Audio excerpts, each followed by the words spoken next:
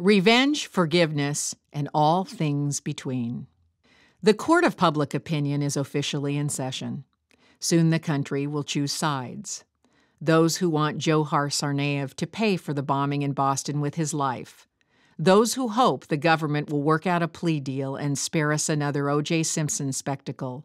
And those who test the outer limits of our humanity by daring to urge compassion. If you have never asked for forgiveness, then redemption is off the table. It's the stuff movie makers and writers fantasize about. A vampire is saved by the love of a good woman. A cheat learns his lesson from a child. A drunk hits rock bottom and sees the light. We cheer the fallen priest, the lousy father, the ruthless boxer, and sea captain as they fight their way back from the dark side. The trouble is, we don't believe in redemption anymore. Not even if you're 19 and have 70 years ahead of you. We used to. But these days, redemption is for chumps. Just look at the recidivism rates for burglary, a crime far less heinous than murder. Within 3 years of conviction, nearly 70% are rearrested. If we don't know how to reform a common thief, is it any wonder we think that an Islamic radical has about as much chance of being rehabilitated as a child molester? But is this really true? Recently, Dr. Ann Speckard weighed in on the Tsarnaev brothers. She's the terrorism expert from Georgetown University Medical Center responsible for the design of the Defense Department's detainee rehabilitation program in Iraq. Speckard spent thousands of hours interviewing 400 violent terrorists in Russia, Iraq, Yemen, Morocco. And what did she find? The soil has to be prepared in a very specific way for radicalization to take root. The key ingredient appears to be vulnerability.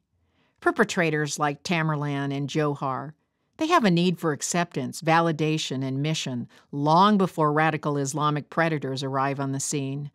From this vantage point, the process of turning young boys into terrorists looks a lot like John stalking out bus stations for runaways. What is it predators know that we who no longer believe in redemption have forgotten? They understand human nature. They recognize that dating back to prehistoric times, Homo sapiens were designed to be troop-dwelling organisms. Similar to wolves which hunt in packs and swallows that nest together, we rely on each other for protection, sustenance, companionship, and a sense of belonging and meaning. We may walk around with cell phones, drive automobiles, and send satellites into outer space today, but that's done little to diminish our need for affiliation. Sometimes that need is satisfied by our family, the Boy Scouts, the company we work for, or even an online chat room. Sometimes it's a cult, a violent gang, or a group of fellow hackers. And sometimes the need is so compelling that we join with our captors, as in the case of Patty Hearst, or we act out in unthinkable ways, such as the perpetrators of genocide in Germany, Serbia, and more recently Syria.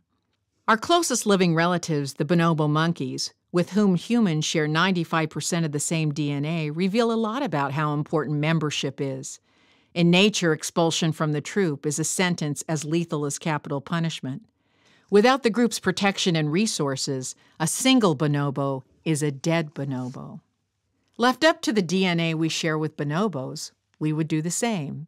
Sentencing a teenager to death is all the evidence we need to prove that we have succumbed to the lower instruments of our genetic inheritance. But if we are choosing to go nature's route, keep in mind that deformed infants, the aged, the slow and incapable also present a threat to the troop's survival. Which begs the question, just how far are we prepared to go? If nature's example doesn't sound so appealing, then consider the alternative.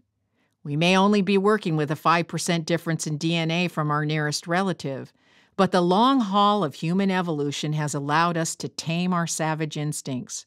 More than any other creature on the earth, humankind has been blessed with the ability to choose reason over bloodthirst, compassion over cruelty, resiliency over condemnation.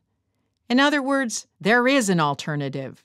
We could fight fire with fire, use the same tactics predators use to turn children into murderers, and turn them back again. The Central Coast of California presents a good example of predatory practices in reverse. Here, law enforcement is outgunned and outnumbered by Hispanic gangs that are now recruiting 11-year-olds. This once sleepy agricultural community is now credited with the highest homicide rate in the state and the 5th highest in the nation. But today, Boys and Girls Club buses line up outside of school doors to transport children to secure facilities where they are embraced by a different kind of gang, one which does their homework together, plays sports, feeds and cares for the guinea pigs in the science room, and is not allowed to throw their trash on the floor. One that sends every child willing to work for it to college on a scholarship. One that turns society's most vulnerable into collaborators and contributors. Is the Boys and Girls Club predatory? You bet they are! And so is the Big Brothers and Big Sisters, and police athletic leagues, and Boys and Girl Scouts, and every other organization which taps into our primal need for troop. Dzhokhar Tsarnaev is 19.